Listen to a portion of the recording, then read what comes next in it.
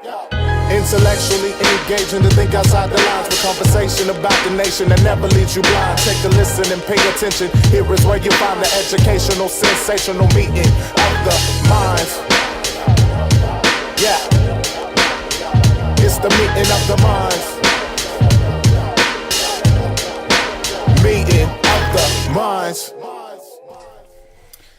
Welcome to Meeting of the Minds. I am Selah V, and I have my co-moderator here with me today, Colin Spearman. How you guys doing? And Chris Gatson is with us as well. Yes, what's up, everybody? Eric Ivy. Love in the flesh.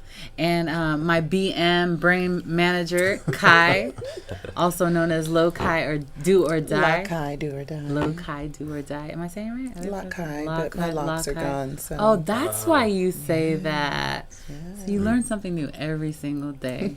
I'm not crazy. So they say. Semi. So we're talking about the boycott today, and it's a very, very interesting conversation. We've had so much dialogue over the week, and it's good to come together and just share the things that we've heard, experienced, what we're thinking. I know that Karan is going to dock us out into the conversation, so I'm going to go ahead and hand over the reins to him. So I have a very basic, plain question. Why, if you're choosing to boycott, why are you boycotting? And if you're choosing not to, or you're undecided in doing so, this person right here, where are you with that right now? So I heard about the blackout or boycott, but right now I'm kind of on the fence because I've been watching football for a long time. Right. And at the same time, I do understand the cause, but are we really boycotting? So you got players kneeling for the anthem, right? Right. Act of protest, but the ultimate protest would be not to play. That's what I think too. So kind of my thoughts on it. That's really good thoughts, actually. Yeah. Okay. So what is your position? Why have you chosen to boycott this?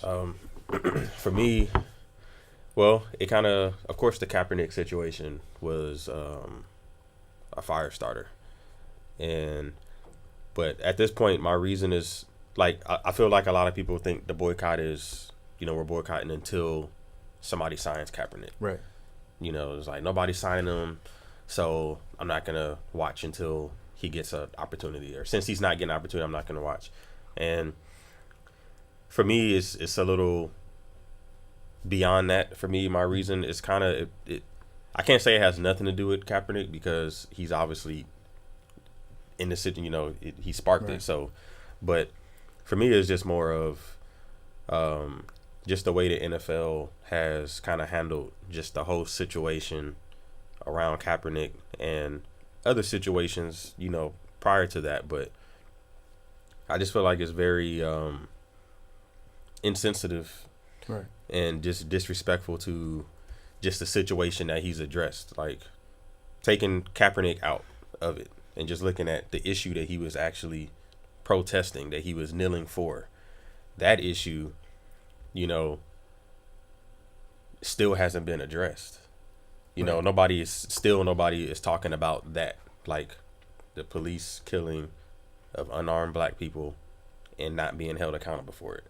That conversation still hasn't happened yet. It doesn't seem the NFL really wants to have that conversation on their platform. Right. That's not good for the business. And that's why I'm boycotting, is because I think that you have actors and you have artists and you have athletes that are afraid to ever speak out adequately on stuff like this because they don't want to lose their spot. Right. I'm an artist. I don't talk about politics. I'm an artist. I'm an actress. I don't want to talk about things that are controversial like that because I don't want to lose my position. And in one token, it's a little bit understandable because some of these people have worked their entire life to get to the position that they're at. And who knows, maybe if you're coming from a place of poverty or if you're coming from a place of not having or whatever, mind you, you're like, this is how I'm going to take care of me and mine, you know?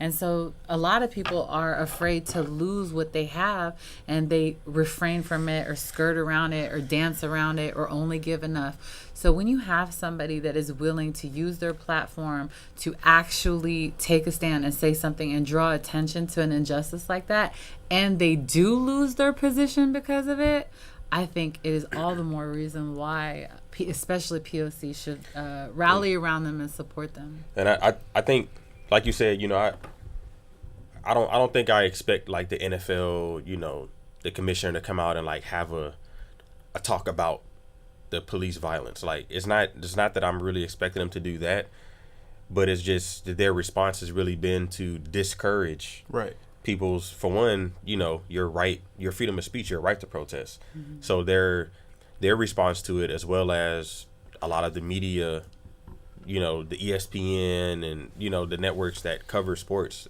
has just been to silence it versus like kind of staying, I guess you could stay neutral or unbiased in it, like just report this is what's happening. But the response has been basically to discourage other players from doing that, and then they focus, you know, they allow some things to go forth, but then this particular one is like they come down so hard, like he committed a crime or something. It's like. And so, Eric, you know, going back to like what you say about, I think NFL should just like NFL players should not play at all. I think that if we can't even support dudes at this level, why would they take it all the way there? So I think what I'm saying is that if you have enough people of color supporting this man and making it taboo for you to participate, I think you will see more athletes go ahead and maybe take the kneel, or even take it a step further and say we're boycotting the NFL. But if you see one man tries it, like he just kind of tries it a little bit and he's out of there, it makes it even more discouraging, and people aren't rallying. More people are boycotting because he did it than there are people boycotting his lack of playing. You know, from what I hear, there's so many people that are boycotting the NFL just because he took a kneel during the national anthem than there are people outraged at its response. So it's very interesting. I think the other interesting thing about it is kind of on what you're saying is, why have we chosen this time to consider boycotts of football, specifically the NFL, when there have been players doing crazy stuff, violence against women, a lot of drugs, a lot of things that you could, and a lot of the treatment of, I think, to a little bit to your point, this is the kind of the other thing, and I think that kind of ties together. Their contracts aren't guaranteed, all of them. Mm-hmm. Right. So these guys are playing as long as they can play, as long as they can have it. You know, they're going to have a very short window to make a lot of money. Mm-hmm. So they're not in position. Colin had already made a lot of money.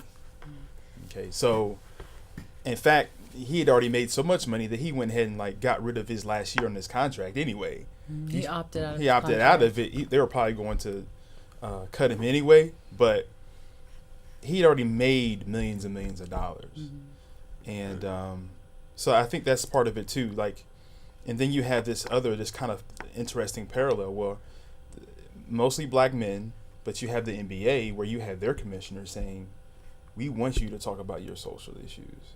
We want you to be very forthright in what it is you have to say. And so that's why you have LeBron James and all these people that he feels very, he has agency. He feels has a lot of agency, a lot of latitude to say what he wants to say. All their contracts are guaranteed. You know, so whatever they get, every dollar, regardless. Yep. Versus the NFL, so now it's almost kind of it's just two different planes. So I guess that's kind of what I want to talk about a little bit too. Is, do you think that is part of it, the money aspect of it, and two, do you also think that it's the NFL as an institution? It has its own day. So people don't like people threatening that institution. I guess talk about that just a little bit. I look at the institution of football as the ultimate propaganda machine. I look at it like the gladiators in a coliseum. Mm-hmm. And whenever there was any type of dissension or need to bring people together under one particular cause or another, they would gather them all up in the Coliseums and, force them to all come together in watching these men destroy each other to kind of blind us to everything else that was going on in the state. And so when you threaten this propaganda machine by bringing politics into the conversation, then it starts to turn eyes back to the government. So I'm looking at it from, I'm a strict constitutionalist. I consider myself a true patriot. So the act of protest is the most American thing you can do. But by them flipping the conversation and always turning it to when one person speaks out against police brutality or whatever other issues, social issues of the day are, then now we have this propaganda machine that goes into full effect, like we were talking earlier about the whole pay to what was it, for patriotism. Pay for patriotism move that happened shortly after 9/11. So now, you're trying to rally an entire country, and football is that one. They're trying to parallel football with patriotism. They're one and the same. If you're a football lover, you're an NFL lover specifically, you're also an American, and so those things have to intersect. I want to address something. Sorry about that. You want to go ahead? Well, I'm glad that you brought it up, because that's what I was gonna say. Is like they're mad because athletes are, turning attention to something else, political. But like you said, 2009, I believe, before 2009, the players weren't even on the field during the national anthem. They were still in the locker room. So from 2009 on, they started coming out, and then they started televising it. So and that's just been within the last couple of years. So 2009 they would come out on the field, but it still wasn't on TV. Then it started being put on TV as part of the whole broadcast. So that's a political move there. That the NFL has already been doing. So how you gonna be mad when somebody else brings politics? You started it. You mentioned you mentioned something about him, opting out of his contract. Right. And so one thing that I want to discuss throughout the conversation is things that I've heard over and over when it comes to people saying why they're not boycotting. And one reason that they have brought into the mix is that he opted out of his contract.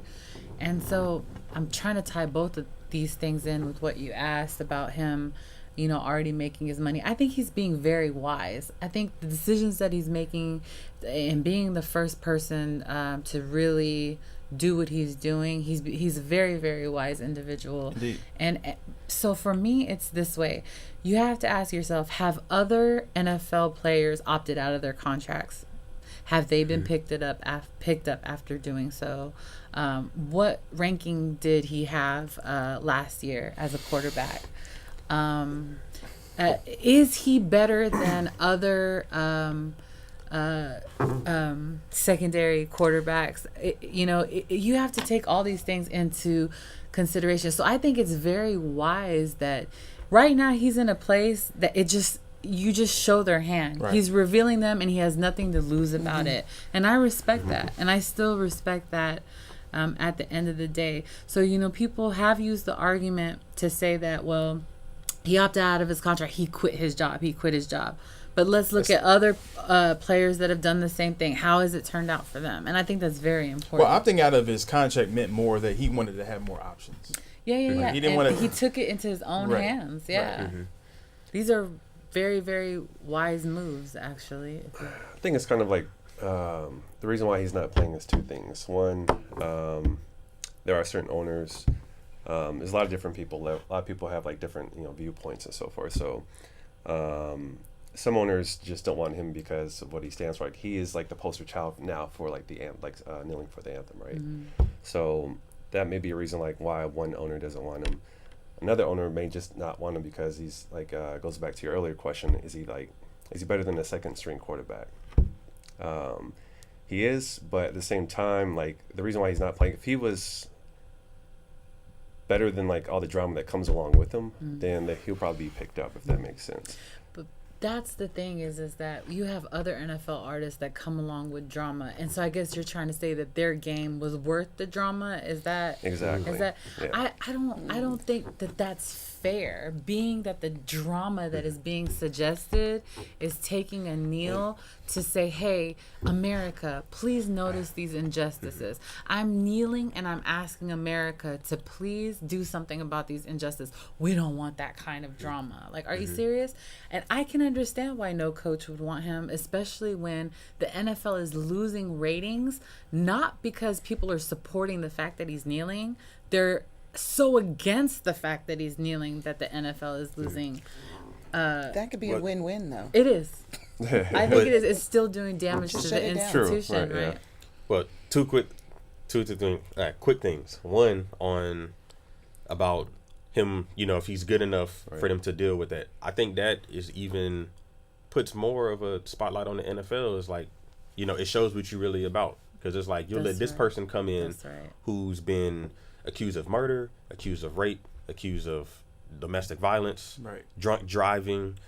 There's I can't remember the player's name, but there was a player who killed somebody in a drunk driving accident and was right. still able to play. So it's like, but because they're good enough, that means they're going to bring money in, merchandise, tickets, blah, blah, blah. You'll put up with it. So it shows where your principles are. The second thing I wanted to say is about, even with the ratings, the TV deals that the NFL has, these deals, some of them are renewable in 2022. Right. So the money is already a done deal. So if 0 people watch the NFL this year, the money has already changed hands, for the next 5, 6, 7 years. So even when they talk about, ratings are down because people are upset with the protesting, so they're not going to watch, it's like, okay, yeah, but that's not really affecting your pocket necessarily. So to me, that even further shows like you just don't like the act. You don't like what he's trying to say. You're trying to silence him because it's really not affecting your pockets, because the NFL is already paid for these TV deals. And I've heard So the you're just mad argument to be as mad. well. I've heard the argument as well that you don't bring this stuff to your job, right? Like, none of us could really even go into our work and kind of say, it's, if we said some of the things that about injustice and this, that we might lose our jobs too. I've literally had this argument given to me. I find it, I get really flustered about it, but they'll say, if I go to work and I talk about these things, I'm going to lose my job. So why am I going to support him when he wants to go? And the way that I look at that is that that's all the more reason for us to support him, is so that we can come out of this taboo thing that if you talk about the way that black people are being killed by police, that you are in the hot box. Like, all the more reason that at a higher level we say, no, what's going on here, right? So that it could trickle down to you, and it would be taboo for me to be shunning you for having such a stance. There's a technicality here, though, when people try to equate their job at their office job with being an NFL player. Being an NFL player, you're actually an individual contractor to a particular team. That's why there's a union. There's a whole, it's not the same as working at Google or Apple and you being an employee. It's not the same. You're getting, according to your talent, according to whatever the structure is, you're getting a piece of that particular team's pie. That's how that works. Like, guys get cut, they get moved around. You're not it's not the same. Like, it's not even remotely, it's apples and oranges, really. It's not even remotely the same sort of an employment situation. So I think that's very important for people to kind of understand. I want you, go ahead. It doesn't matter what you're being, there's not like an HR. Like, if you get in trouble, right? Like, Yeah, if you get in yeah, trouble, yeah. they're like, oh, we're going to take you to HR. But they And it can takes you- find them. They can, they can, but again, that's even that's everything that happens between the players and the league is collectively bargained. Okay. So it has to be, hit certain criteria for it to be finable. And then the contracts, certain amount of it is guaranteed, certain amount of it is not, so there's so many other things going on. Can you explain this to me, though? because Marshawn Lynch, I love Marshawn Lynch, and that's the only reason why I would not boycott. But remember when he sat down at the press conferences, like they were trying to make him sit down, and he said, "I'm only here so I won't get fined." Right. So they are in some respects responsible for being In the collective bargaining agreement, they're supposed to make time for the media. okay. Okay, so that's their job. That's part of their job. So they can be fined for that. So if they don't appear, they get fined. So he got there, and he would say, what he needed to feel like he needed to say. But by making time for the media, does that mean we're making time for the media to push forward whatever perspective or opinion that our particular team wants to put out there? Or I'm making time so I can speak my mind, which is what I feel that Colin Kaepernick did. He made time for the media. He spoke his mind. And what he's doing is not unconstitutional. So how? Yeah, he hasn't been fined. I don't believe he's been fined in any way. So he's not on a team to be fined, but I don't think he was fined in a at way the time. that is like finding Is it him. wrong of me that so to me it's like I'm seeing this NFL institution, right? And I'm looking at, the Final Fantasy selection. Like, I know that so many people have said that it kind of looks like a slave auction, right? Like, have you heard that Yeah, before? yeah, Okay, definitely. like, it's outrageous, right? So you have a group of people saying that, you know what, we don't like this institution. We don't like the way y'all are handling people. We don't like the things that are going on. And we're going to come together and make an impact and do something about it. Is it wrong of me that I see people that kind of say things like, this is how I relax. This is how I get comfort. This is how I zone out, as like almost like the house Negro, like literally saying, I'm comfortable here. This is it's good to me. This is good to me. I know y'all are trying to rebel, and I know y'all are trying to revolt, but it's so comfortable for me here. I like it. I don't want to come out my comfort zone. It's being institutionalized. Exactly, and it really is. People see football like almost like religious, fanatic fan. It is religious. So it's like, I love that this is happening because it's almost like making you have to choose your people or not. Am I crazy for seeing the whole thing this? I think that on a lot of levels, you could find a good rough, like, kind of little messy analogs with like the Roman Catholic Church. Like, there's a Vatican, that's the NFL headquarters in New York. There's a Pope, and that's Goodell, because he has all power. Yeah. He has absolute power. Okay, he is the judge, jury, and executioner. He not only does he fine you, he can fine you when you actually bring the appeal. He rules on the appeal. So he decides, he metes out the punishment. So he does everything, and he is almost all powerful. And then you have, the owners are like the archbishops of their own little town and team. Is there a black owner in the NFL? No, there's not. Has There there is ever one. been? Out of curiosity. No, there's not, and probably won't be in the near future unless they got a lot of money. And there's one owner of color. I'm forgetting it. I'm blanking out on his name. He owns the Jacksonville Jaguars. That's one guy.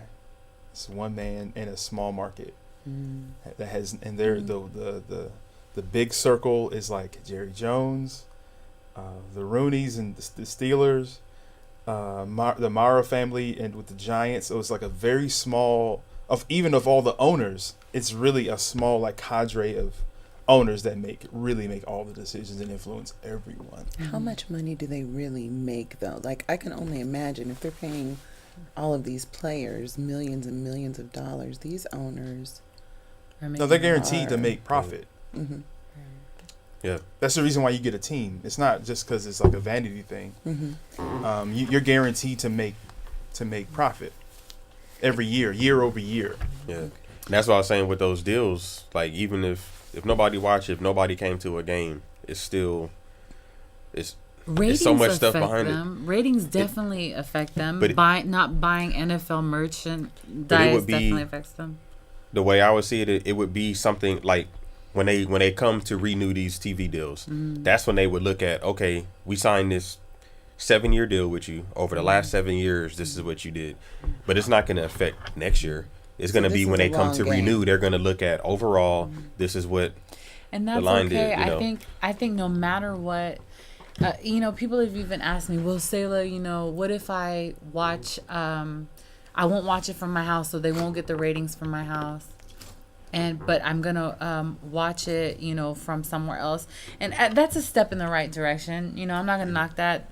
Any room to move forward in that direction, I'm like cool with.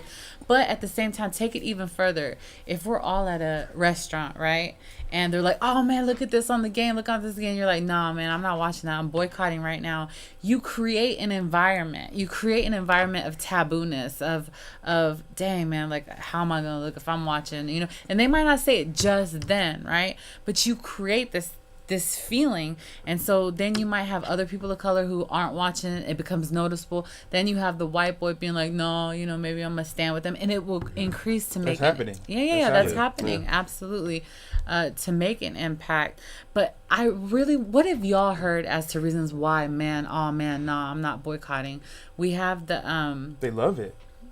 They love it. That's what boils down. That's what it boils down to. I've heard They people love say, it. I know the NFL is like, he was like, yeah, like when I say my reasons for it, like, yeah, man, I agree. The NFL, man, the owners they'll racist, say blah, it's blah, blah, wrong blah. But And it's like, and that's, tell me how that's but that's not what I'm equivalent gonna- to house Negro. No, it's not. It's not even just even. It's not. This No, is the, I think that's really deep all in itself. it's the other thing too. It's football is communal. It's Right. tribal. Right. So when you start like separating yourself out of your tribe, out of your Who's community, your tribe? NFL the team, or no, other the people NFL of as a color? whole, the other people as a whole, okay.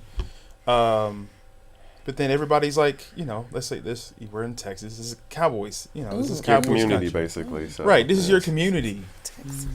Of regardless of the color of people, like even if that dude down the street is the most racist, most vile racist as possible, you know, they might be at the tailgating situation, and now that's not even a thing. Now it's just about football, Hamburgers and beer. hamburgers, beer, getting together, talking mess about football and about Des Bryant not catching the ball or this and that, you know. So it becomes this sort of other thing, and I think that's what goes to like I don't have to think about it.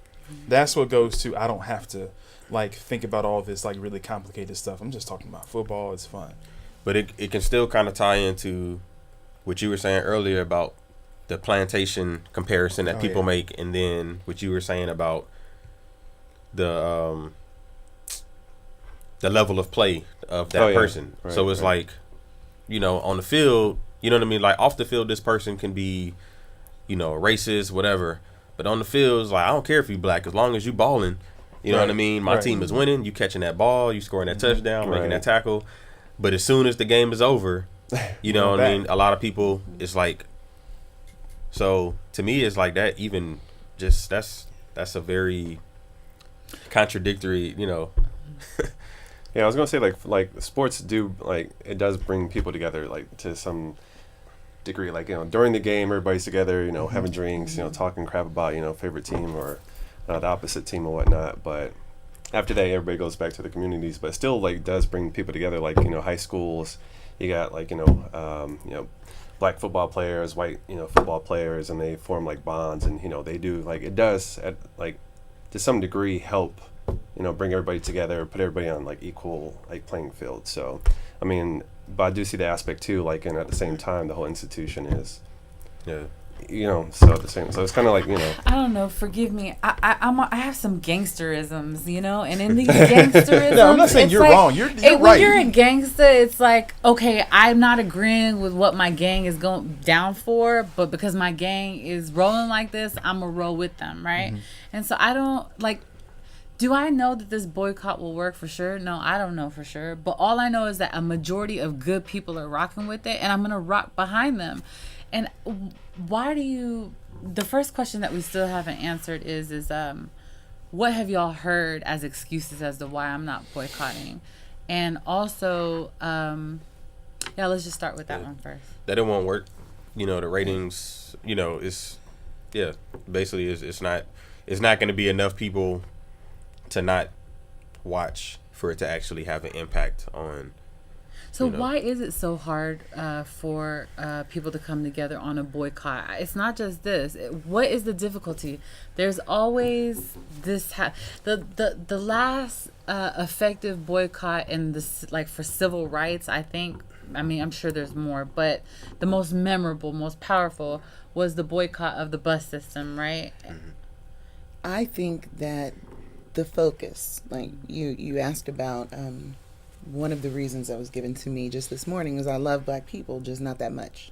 Who said that?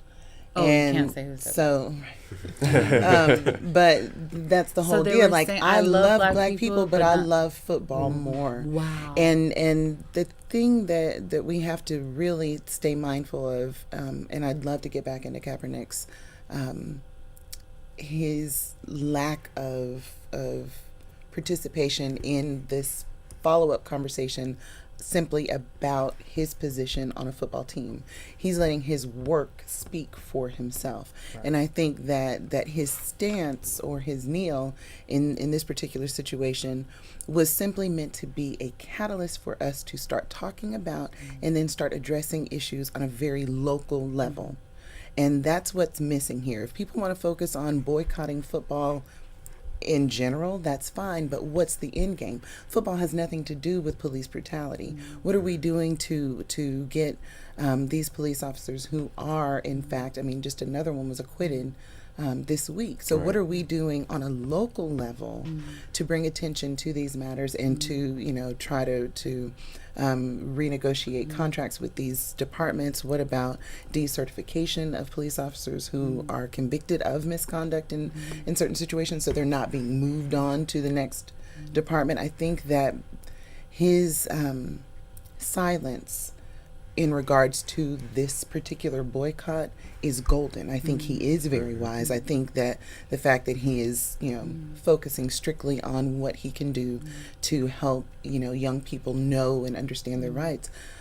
I'm in a criminal investigation class right now, and the last class period we discussed knowing your rights. Even when police officers are trained, they are trained to keep their mouths shut. He's actually doing workshops and to, on that too. Exactly.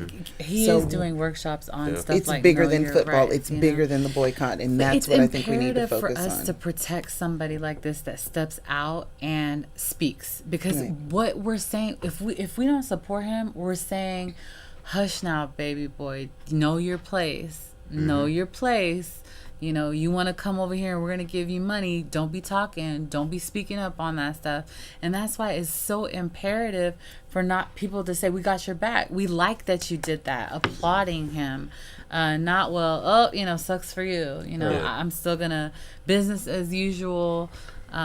So that these are some things. What else have y'all heard? The most painful one really to me is just that, like what you said, is that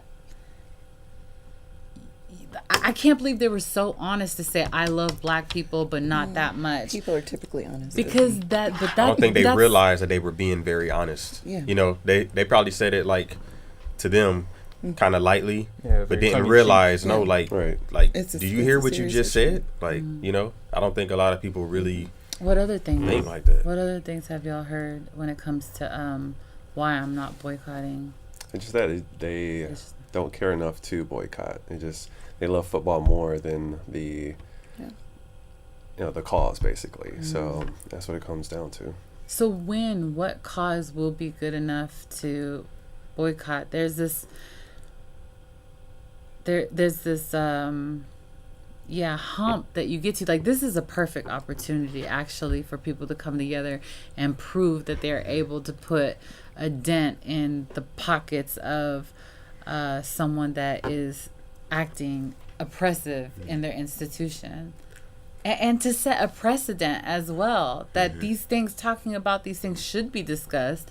And why is it outrageous? It's a defeated mentality too, if you think about it, in the sense of when if you feel like you can't win in a fight or in a battle, then a lot of people are like, well, why fight if I can't win anyway?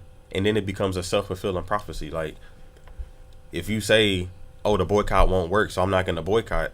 Well, the boycott can't work if you don't boycott. Right. So, the best boycott. Over a year for sure. Yeah, maybe 2. I Maybe have we to don't go back have- to look at it.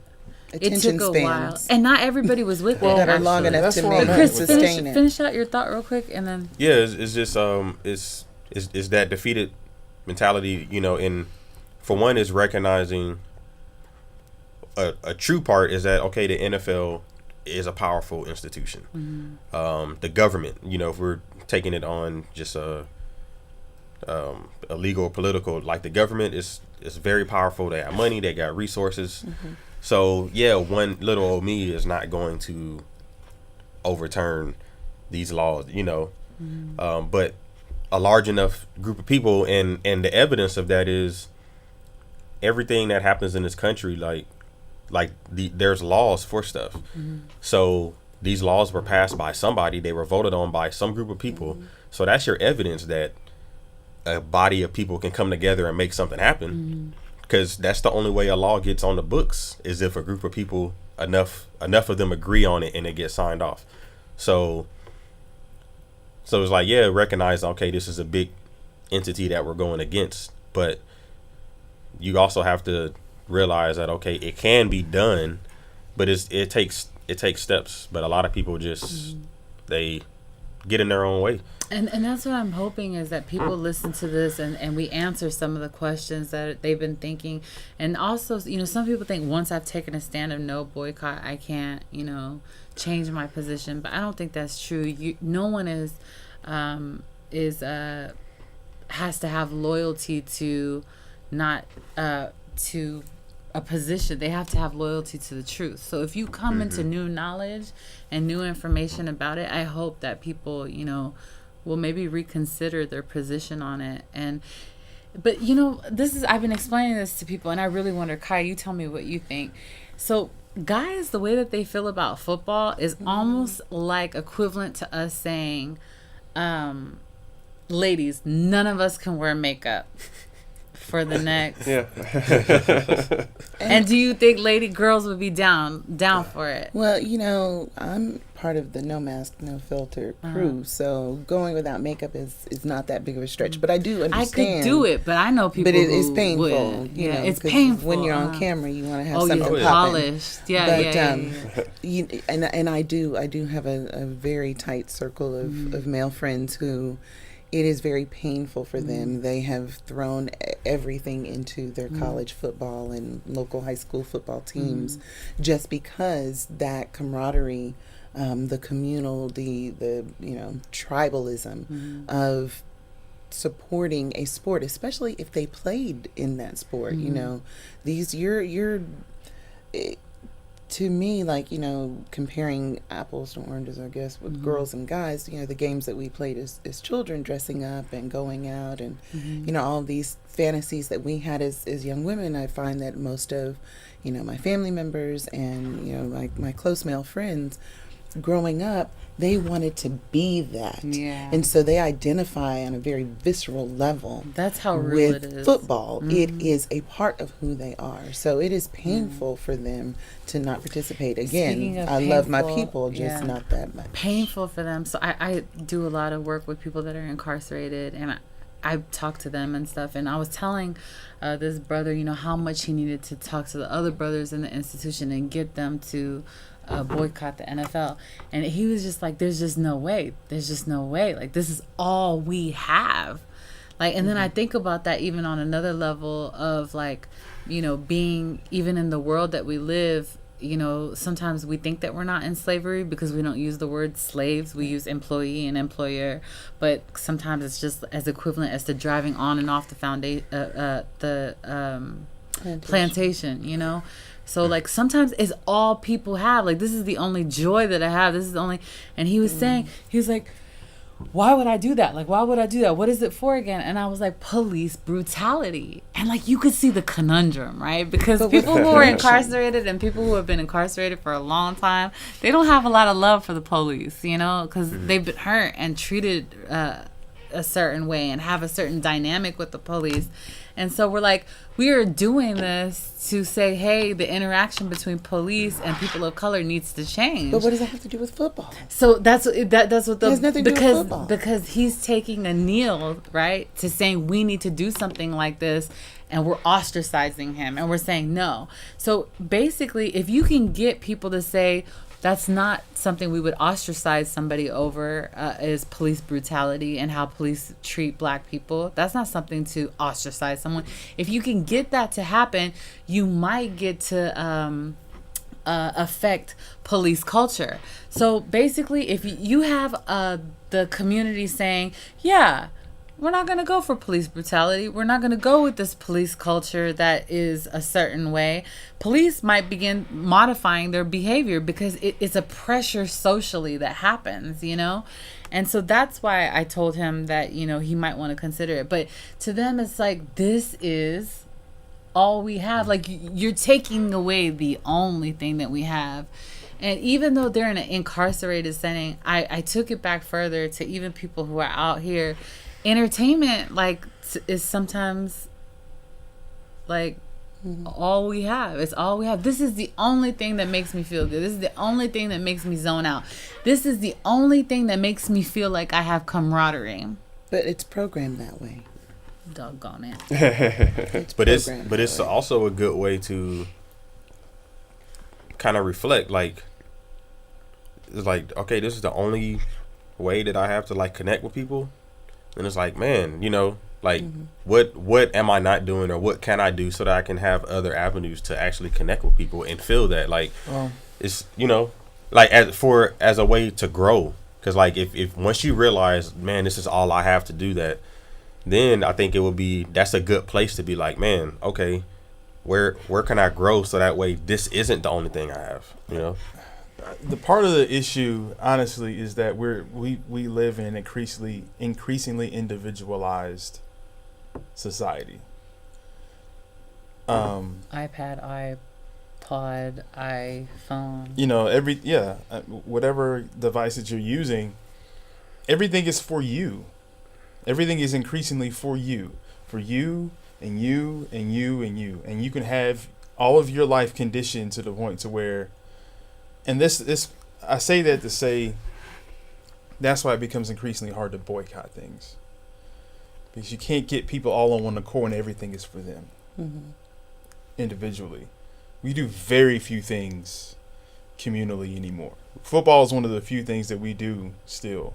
And that's the reason why it's so hard to like give up the NFL, because I'm like, well, what else do I do? Everything else is very individualized. Everything else... I don't have to go to the movies anymore and be around people to get a ticket. I don't have to. I mean, how many things do you do now? Like, you don't have to go to the grocery store anymore. You don't have to go to the library necessarily. You don't have to. There's all kinds of things that we used to do where you would go and see people. Very base things that you no longer have to do. ATMs. At all. ATMs. Yeah. You don't have to do anything. You don't have to go anywhere to do anything. If we're living in that sort of like overarching construct, it's going to be, and it's increasingly so every single day. And you live these super individualized lives. Isolated lives. How do you, and people can just sit in their living room and do everything from their computer and their phone. Getting people to try to like, hey, you need to come along and join along with these other people. It's like, I take care of my 4 and no more. That's it. And then even more so than that, I take care of me, then these 4, then so it's like, it's you first, then the immediate people around you. Me and my 4 and no more. Right. And then it's kind of and so beyond even football, beyond even entertainment, is just like, that's why it's hard. That's why it's so difficult to get everybody on one accord about anything. And so then you have these entities that kind of can take advantage of that. When a dude says that he's not boycotting, I'm hella turned off. No, seriously. I'm like, ew. Like it for me, if it's almost like I know everything about your personality. You all about you. You know, like I don't know why I could be so wrong for this, but I can't even help myself. The minute that a man, especially if I know that he's a huge football fan, like if I know that this dude, like he is a Philadelphia Eagles fan to the core, and he's like, nah, you know what I'm saying? I'm boycotting. Woo! I'm like, oh, you're so attractive right now. He's willing to sacrifice, and his discipline, walk in discipline, and he's intelligently making a decision for the love and support of he his can team. still be trash. I know, right? Like that's not even like, I mean, he can still be trash. Like that's not like okay. But still, That's your it's qualification. definitely no. He gets It's a a step in double the right take. direction. It's a That's step the in first the right question. direction. Yeah, I get you though. It's That's the first definitely question. an integrity. I feel it though. That's the first question on the date. It's almost like I could. So, And then we go from there. So how you feel about the boycott? Question number one. Well, yeah, you Check, can determine please. a whole lot. I can determine so much from that, and it's very, very attractive when you know a man is sacrificing something that he loves so much just to see, just to take a stand with his own people. Like I think that's amazing. And then take it even further if somebody's boycotting, and you know, I haven't met a white boy yet who's boycotting, but I would find that like really amazing. I would be like, man, like kudos to you. One thing I want to say, going back to, you mentioned the Montgomery bus boycott. A good thing about that, like I haven't done a whole lot of research on that, but I've read some stuff here and there, and I do know that, for one, that thing was planned out very well. Right. And it also took sacrifice from everybody, because if you think about it, back during those times, black people didn't really have vehicles, for one. Right. So the bus, it wasn't like here, you know what I mean?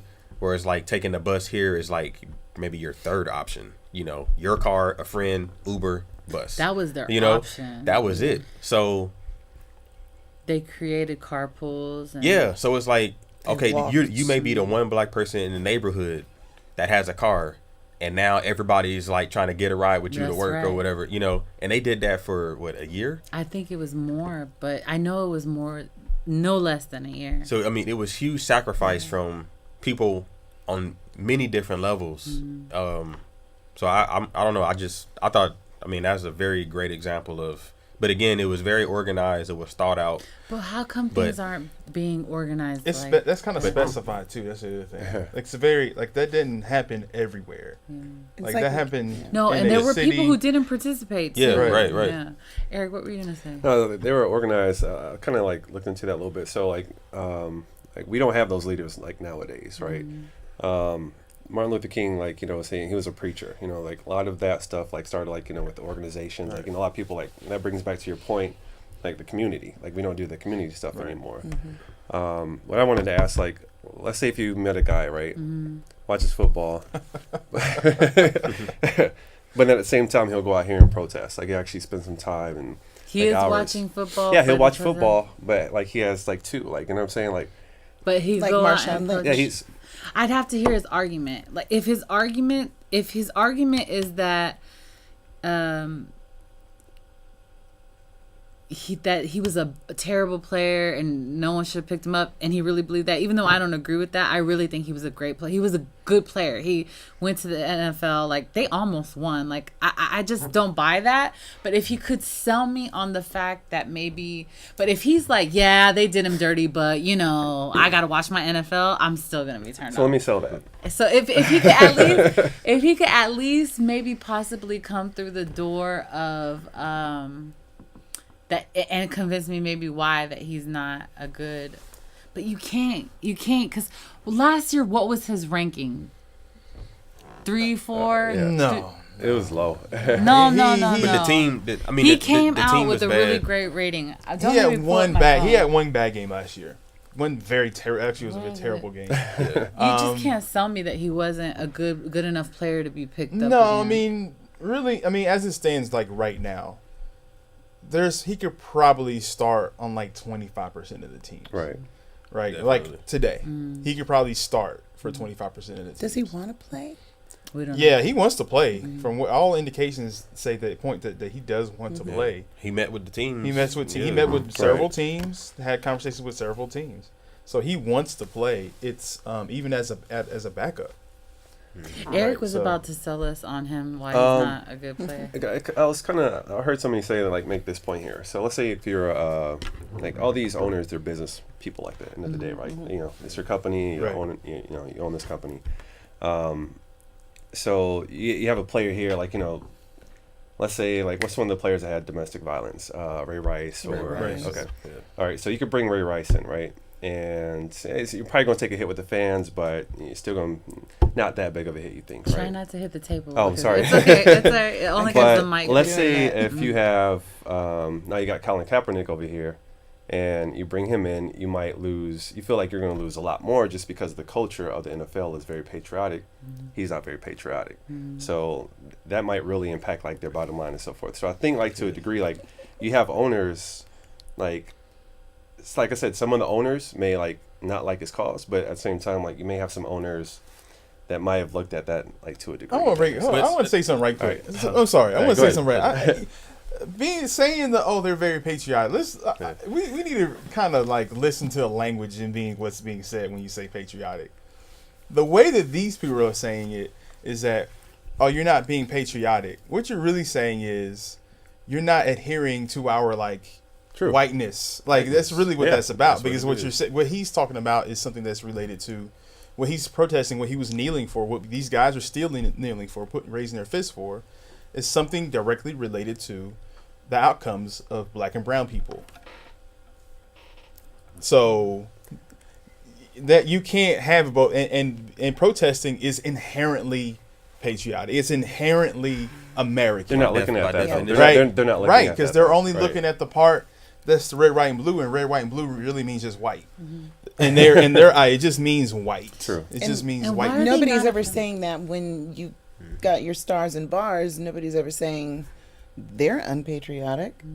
And why are they not afraid of losing black fans? Like, why are they so not afraid of that? They're more afraid of offending white Because people. they not gonna lose the fans.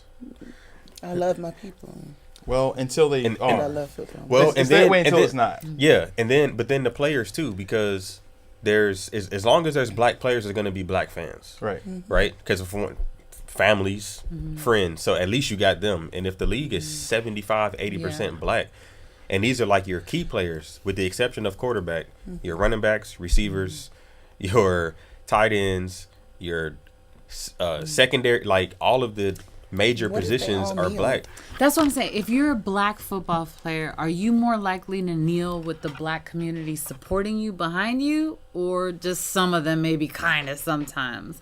Like, if the entire black community was supporting the kneel, would you be more likely to kneel as a black player? Are they fixing to support them in their pockets too?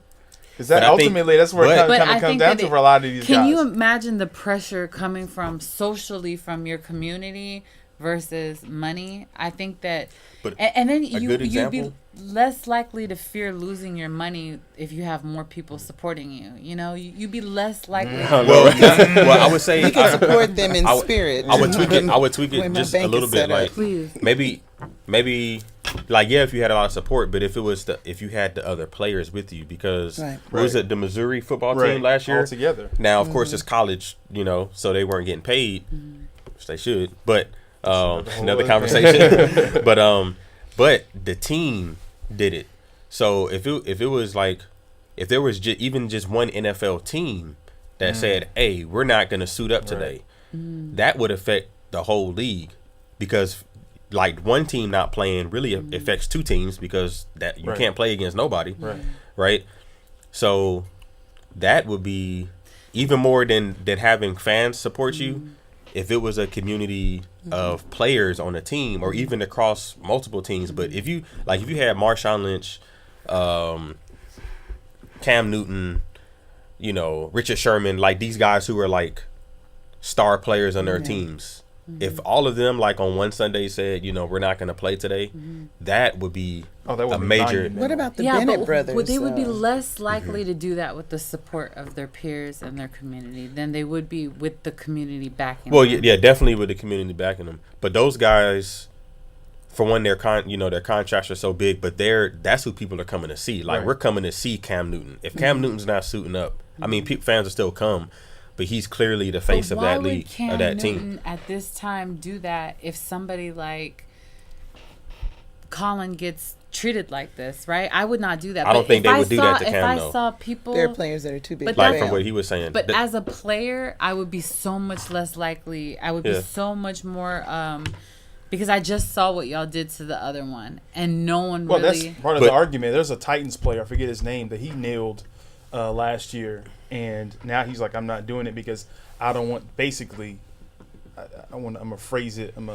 He's like, I don't want to be Colin Kaepernick. I don't want to be labeled as that guy. Yeah, and there's other people that have sat during the national anthem for years. He's not the first footballer. No. He just kneeled, and I think that's making it extra stand. Like, Yeah. please notice. Well, me, he sat first. America. Right. he was sitting first for like two or three preseason games, and then they finally asked him about it at a press conference, and that's what Right. That's when he what started. blew it up. his Yeah. response, because before that nobody even knew, nobody was aware, and then they happened to ask him why were you sitting down, and then when his response was because of police brutality, blah blah blah, then it got, oh, you're sitting, and then he changed it like the next week, okay, I'm in kneel. Somebody I think somebody it's suggested, more respectful to kneel than it is to sit, because sit can be taken as complacency, just like Yeah. Kneeling is like, I'm doing Yeah. this for a very direct reason. And to me, that action should even show people, like, he went from sitting. You guys said, oh, I'm very offended. And he was like, you know what? I'll compromise because I'm not trying to be disrespectful to the Right, flag I'm or trying to to make a police or point, whatever. So I'm going to kneel so it makes you feel a little better. But I still need to say what I need to say. So, I mean, just that, him saying, okay, I hear you, that the sitting is how you took it. Him making that step to say, I think that's a sign of good faith for him to even, it shows his intent was not to be, I was looking for a because he could have just said, you know what I mean? He could have just kept sitting. I feel just like be like, this screw is an y'all. equivalent to, that. With- Go ahead. Marshawn been sitting the whole time. Yeah. For yeah. years. So this is the For thing years. for years. And So this is the thing about that. So there's two. So They're not going to ask him now. exactly.